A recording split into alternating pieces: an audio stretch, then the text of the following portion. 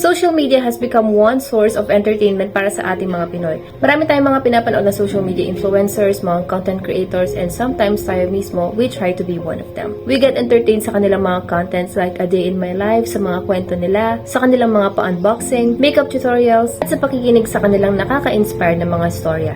Ngunit sa kabilang banda, merong part na social media na hindi nakakabuti sa mga nanonood. At ito ay ang part na kung saan nagpo-promote ang mga social media influencers na tinitingala natin ng mga online sugal or mga online casino. Isa sa mga pinakamalaking social media influencers na nagpo-promote ng mga online gamblings ay sina Tony Fowler, Ivana Alawi, at marami pang iba.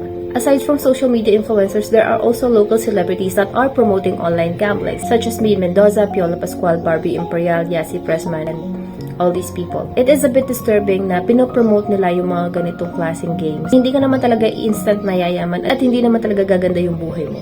Actually, madami din mga social media influencers na naglabas ang kanilang experience regarding this online gambling. Ang pinaka-latest ay si Lars Pacheco, which sinabi niya dun sa video niya na nalulong talaga siya sa online gambling. Almost 5 million or more pa ata yung nagasta niya or na-waste niya dun sa online gambling. Kasi sa experience niya, nawalan siya ng pera, natuto siya magsinungaling sa mga kaibigan niya, and nalulong talaga siya. And if you want to know more about Lars Pacheco's experience with online gambling, go to her account now. Marami siyang series doon. Here are other social media influencers na talagang nalulong sa online gambling. It's very disturbing talaga na may mga tao na magpo-promote ng ikakapahamak na kapwa nila. And to all of you who's watching this at may bala kayo na mag-download ng mga scatter or yung mga online gambling, please, kung nakakotse ka na ngayon, wag mo nang hayaang mag-downgrade ka pa sa bike. Kung may bahay ka na ngayon, wag mo nang hayaan na mag-downgrade ka pa sa linsangan. Sabi nila nasa tao lang yan kung magaling ka magpigil. Pero I doubt it. Kapag nalulong ka na, malululong ka na talaga.